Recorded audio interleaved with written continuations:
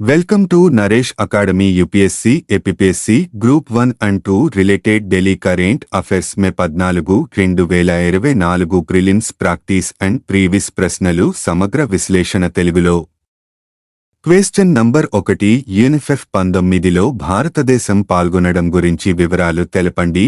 మే 6 నుండి మే 10, 2024 వరకు న్యూయార్క్లోని అన్ ప్రధాన కార్యాలయంలో జరిగిన United Nations forum on forest UNFF 19వ సెషన్లో భారతదేశం పాల్గొంది.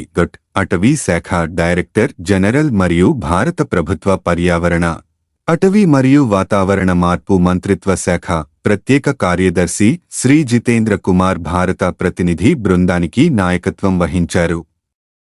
అటవీ సంరక్షణ మరియు నిర్వహణలో సాధించిన విజయాలు. భారతదేశం అటవీ సంరక్షణ మరియు స్థిరమైన అటవీ నిర్వహణలో గణనీయమైన పురోగతిని హైలైట్ చేసింది. ఇది గత 15 ఏళ్లలో అటవీ విస్తీర్ణంలో స్థిరమైన పెరుగుదలకు దారితీసింది. ప్రపంచవ్యాప్తంగా 2010 మరియు 2020 మధ్య సగటు వార్షిక అటవీ ప్రాంతంలో నికర లాభంలో భారతదేశం 3వ స్థానంలో ఉంది. భారతదేశం జీవవైవిధ్యం మరియు వన్యప్రాణుల సంరక్షణకు అధిక ప్రాధాన్యతను పంచుకుంది. రక్షిత ప్రాంతాల నెట్వర్క్ను 1000కి పైగా వన్యప్రాణుల అభయారణ్యాలు, జాతీయ ఉద్యానవనాలు, టైగర్ రిజర్వ్లు, బయోస్పియర్ రిజర్వ్లు మరియు ఇతర వన్యప్రాణుల ఆవాసాలకు విస్తరించింది.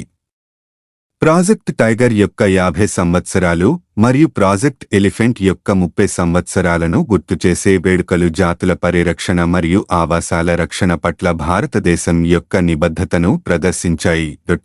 సహకార అంతర్జాతీయ ప్రయత్నాల ద్వారా ప్రపంచవ్యాప్తంగా ఉన్న 7 పెద్ద పిల్లి జాతులను రక్షించడం మరియు సంరక్షించడం లక్ష్యంగా అంతర్జాతీయ బిగ్ క్యాట్ అలయన్స్ ఏర్పాటును భారతదేశం నొక్కి చెప్పింది.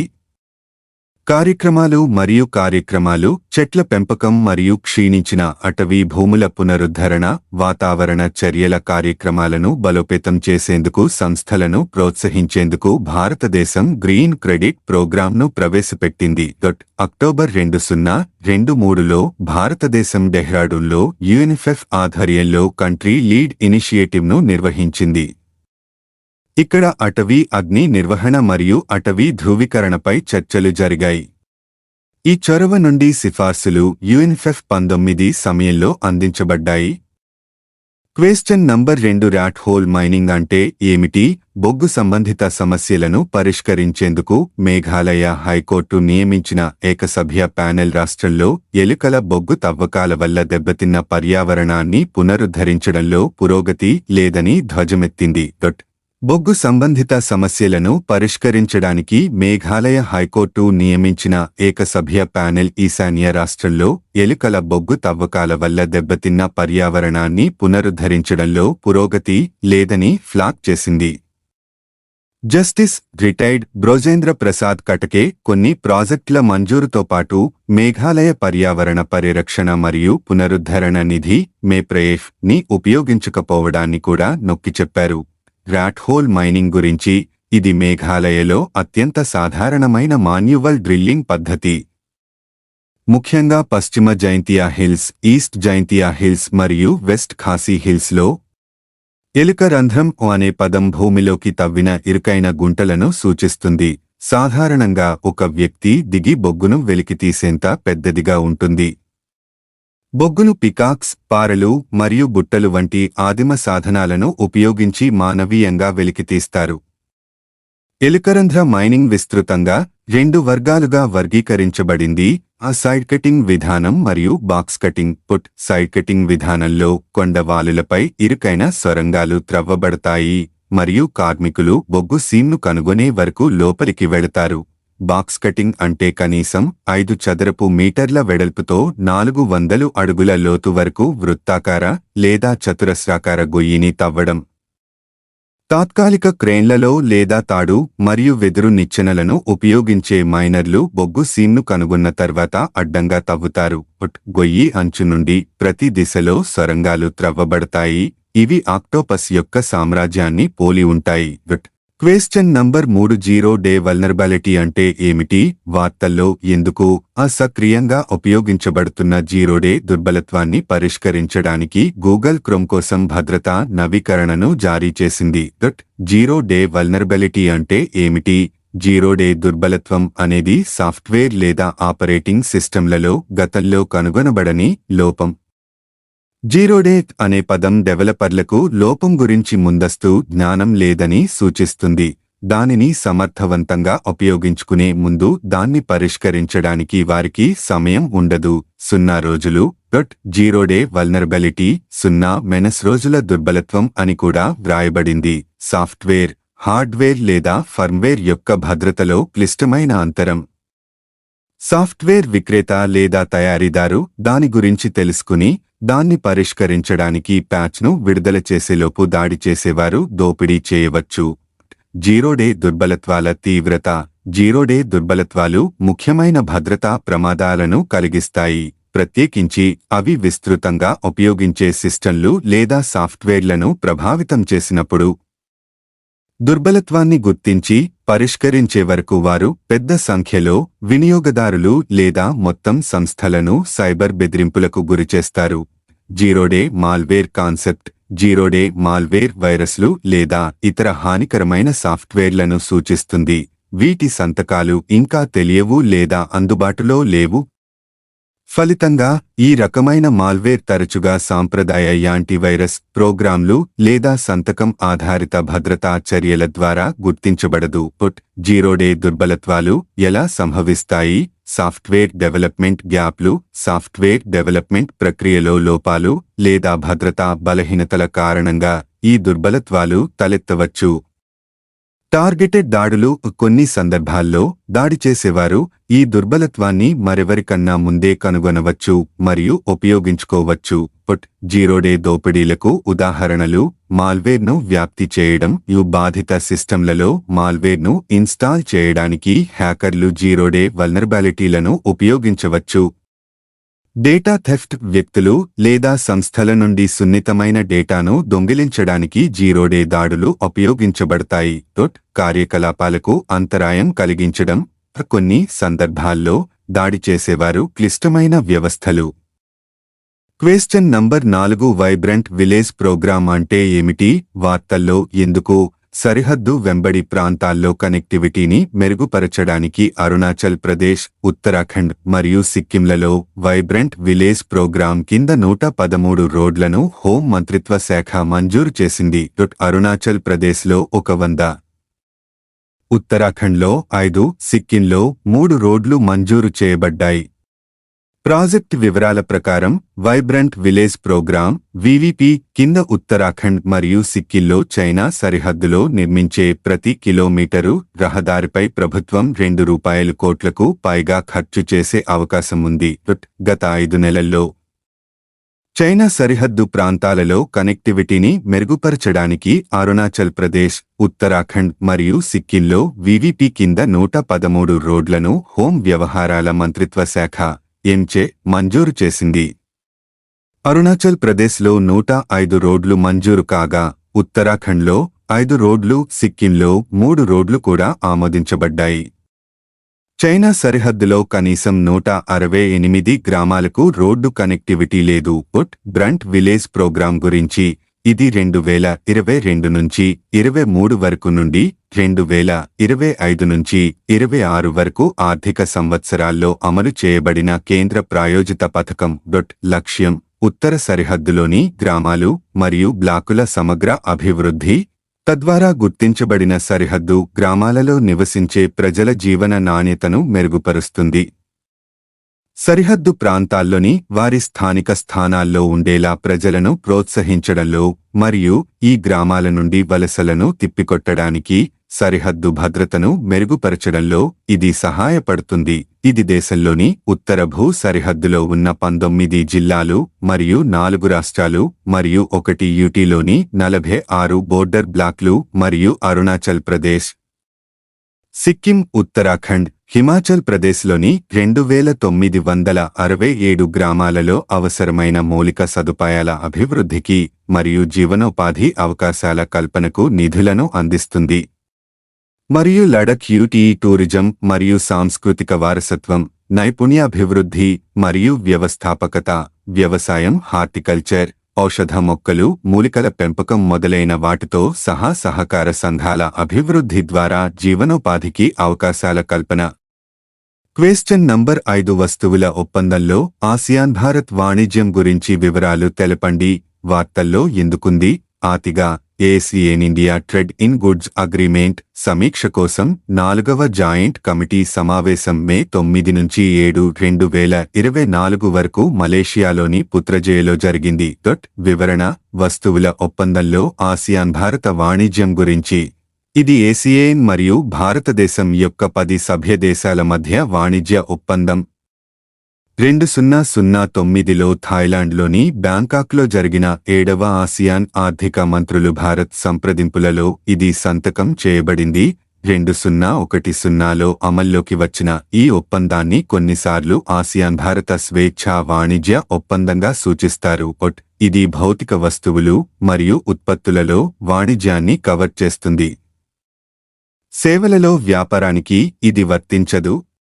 ASEAN మరియు భారతదేశం 2014లో ప్రత్యేక ASEAN India trade in services పై సంతకం చేశాయి.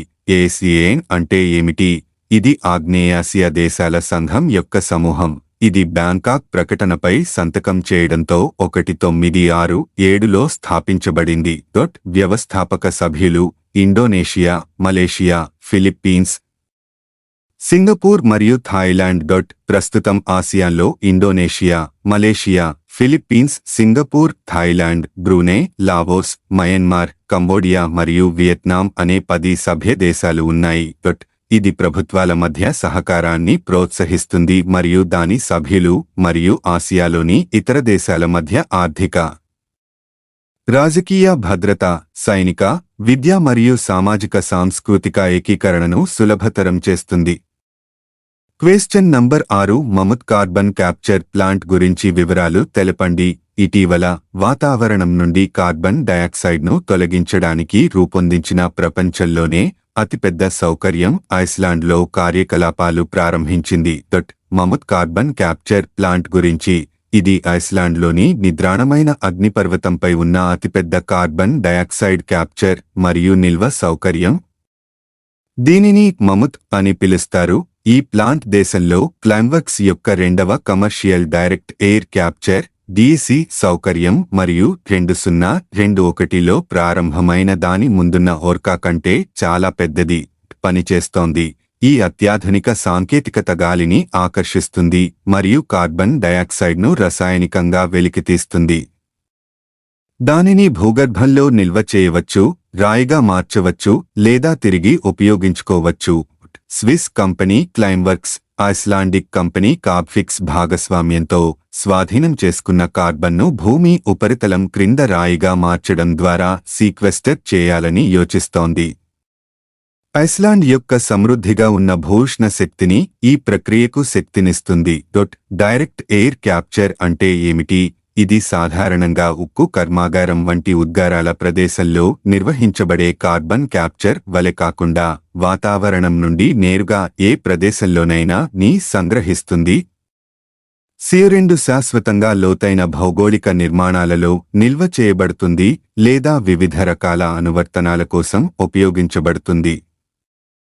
క్వశ్చన్ నంబర్ 7 జన్యుమార్పిడి పంది కిడ్నీ అమర్చిన వ్యక్తి మూతి వివరాలు తెలపండి. జన్యుమార్పిడి పంది నుంచి సేకరించిన మూత్రపిండాన్ని పొందిన తొలి వ్యక్తి రిచర్డ్ రిక్స్ లేమన్, 62, చనిపోయారు.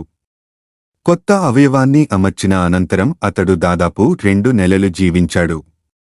అయితే అతడు చనిపోవడానికి అవయవ మార్పిడే కారణమనడానికి ఎలాంటి ఆధారాలు లేవని వైద్యులు తెలిపారు.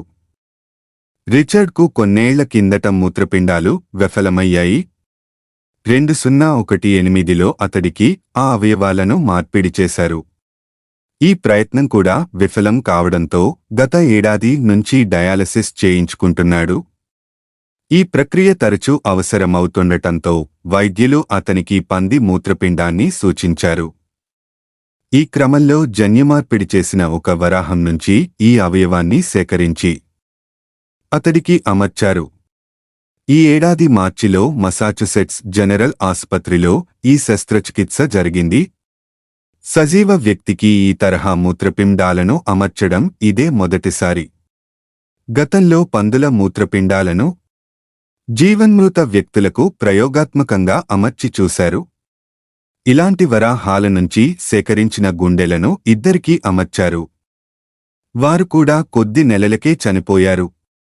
రిచర్డ్కు అమర్చిన వరాహ మూత్రపిండం 2 ఏళ్లపాటు సాఫీగా పనిచేస్తుందని శాస్త్రవేత్తలు అంచనా వేశారు. అవయవ మార్పిడి కోసం ఎదురుచూస్తున్న వేల మందిలో ఆశలు చిగురింపచేయడానికి రిచర్డ్ ఈ శస్త్రచికిత్స చేయించుకున్నారని ఆయన కుటుంబ సభ్యులు తెలిపారు. ఆ లక్ష్యాన్ని ఆయన సాధించారని చెప్పారు. ఇతర జంతువుల నుంచి సేకరించిన అవయవాలను మానవుల్లో అమర్చడాన్ని జెనో ట్రాన్స్ప్లాంటేషన్ అంటారు.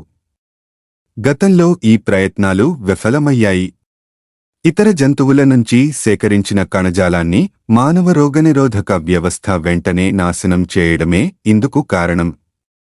దీంతో జన్యుమార్పిడి ద్వారా ప్రత్యేక పందులను అభివృద్ధి చేస్తున్నారు. వాటి నుంచి సేకరించిన అవయవాలు చాలా వరకు మానవ కణజాలంతో పోలి ఉండేలా చూడటం దీని ఉద్దేశం. క్వెశ్చన్ నంబర్ 8 సౌదీ అరేబియాలో కొత్త వైరస్ వ్యాప్తి గురించి తెలపండి. తాజాగా కరోనా వైరస్ కొత్త రూపం సౌదీ అరేబియాలో వెలుగులోకి వచ్చింది. ఈ విషయం గురించి సౌదీ అరేబియా ఆరోగ్య మంత్రిత్వ శాఖ ప్రపంచ ఆరోగ్య సంస్థ WHO తెలియజేసింది. ఏప్రిల్ 10 నుంచి 17 మధ్య దేశంలో ప్రమాదకరమైన middle east respiratory syndrome MERS వేగంగా వ్యాప్తి చెందుతోందని, ఇప్పటికే కరోనా వైరస్ కొత్త వేరియంట్ 3 కేసులు కనుగొనబడ్డాయని పేర్కొంది.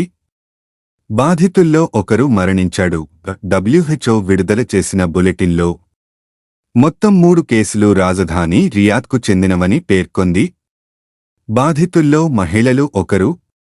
మిడిల్ ఈస్ట్ రెస్పిరేటరీ సిండ్రోమ్తో బాధపడుతున్న వ్యక్తుల వయస్సు 56 నుండి 60 సంవత్సరాల మధ్య ఉంది.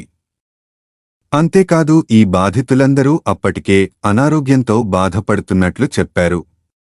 ఈ నివేదిక ప్రపంచవ్యాప్తంగా కరోనా వైరస్ వ్యాప్తిపై మరోసారి ఆందోళనను పెంచింది. మిడిల్ ఈస్ట్ రెస్పిరేటరీ సిండ్రోమ్ వ్యాప్తిపై పరిశోధన. ఈ 3 కేసులు రియాద్లోని ఆరోగ్య సంరక్షణ సదుపాయంతో ముడిపడి ఉన్నాయని, ఈ వైరస్ వ్యాప్తిపై దర్యాప్తు జరుగుతోందని WHO బులెటిన్లో పేర్కొంది. సౌదీ అరేబియాలో ఏడాది ప్రారంభంలో మొత్తం 5 మెస్ కరోనా కేసులు నమోదయ్యాయని WHO తెలిపింది. వీరిలో 2 మంది చనిపోయారు. మెస్ వైరల్ అంటే ఏమిటి? మెస్ ఒక వైరల్ ఇన్ఫెక్షన్. మెస్ బాధితుల్లో 36% మంది చనిపోయారు. అయితే middle east respiratory syndrome virus బారిన పడి మరణించిన వారి సంఖ్య వాస్తవంగా ఎక్కువగా ఉందని పేర్కొన్నారు. ఎందుకంటే MERSకో లక్షణాలు తేలికపాటివి అయినప్పటికీ గుర్తించడం కష్టం. అయితే వైరస్ మరణాల సంఖ్య ఆసుపత్రి, ప్రయోగశాల డేటాపై ఆధారపడి ఉంటుంది. ఈ వైరస్కు ఇంకా సరైన వ్యాక్సిన్ లేదా చికిత్స లేదు. అయినప్పటికీ అనేక MERSకో నిర్దిష్ట టీకాలు, చికిత్సలు అభివృద్ధి చేయబడుతున్నారు. ఇన్ఫెక్షన్ ఒంటెల ద్వారా వ్యాప్తి. డ్రోమెడరీ ఒంటెలతో ప్రత్యక్ష లేదా పరోక్ష స్పర్శ ఉన్న ప్రజలకు సంక్రమిస్తుంది. ఒంటెలు ఈ వైరస్ వ్యాప్తికి సహజ మూలం. MERSకో ఒక వ్యక్తి నుండి మరొకరికి వ్యాపించే సామర్థ్యాన్ని కూడా కలిగి ఉంది. క్వెశ్చన్ నంబర్ 9 3D ప్రింటింగ్ టెక్నాలజీని పరీక్షించిన ఇస్రో వివరాలు తెలపండి. ప్రకటనలను అంతరిక్ష ప్రయోగాల్లో ఇస్రో మరో ఘనత సాధించింది. అధునాతన అడిటివ్ మ్యానుఫ్యాక్చరింగ్ AM సాంకేతికతతో PS-4 లిక్విడ్ రాకెట్ ఇంజిన్ను తయారు చేసి ఈ నెల 9న విజయవంతంగా పరీక్షించింది. దీనిని 3D ప్రింటింగ్ టెక్నాలజీ అని కూడా అంటారు. సాధారణంగా ఇంజిన్ అంటే అనేక భాగాలను ఒకచోట అమర్చి వెల్డింగ్ చేసి తయారు చేస్తారు. కానీ ఈ ఇంజిన్ మొత్తం ఒకే భాగంగా తయారు చేశారు.